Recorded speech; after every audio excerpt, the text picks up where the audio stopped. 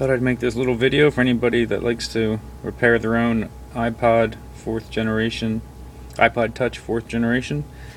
I recently replaced my power cable. This is a bad iPod I have here, but the power cable goes underneath, wraps around, ties into the volume up, volume down. It has this ribbon connection here that you have to carefully unsolder and solder. But if you just wanted to test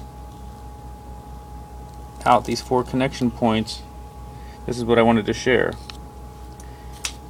Here's your connection points. I labeled them A, B, C, and D. A is your power, B is your volume up button, C is your common, and D is your volume down button. So if you put some, say, sewing pins clipped to your multimeter, you could press them in there, press the buttons and test to see if it's the button or possibly the ribbon, just part of your troubleshooting. So I just recently successfully replaced my power button ribbon cable.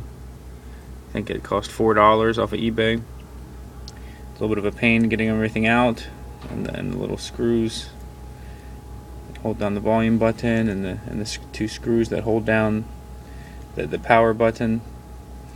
But it's definitely doable. So if you want to pause it right here on this screen,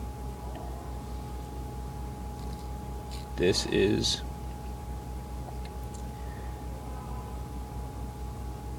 the little schematic I made for that ribbon.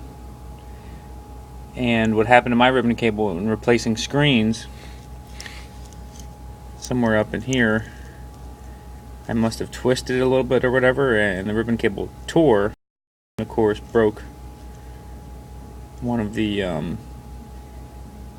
raceways, or connections for the power buttons. So that's why that wasn't working for me, which you can put into assistive touch mode, which I've had for some time now, but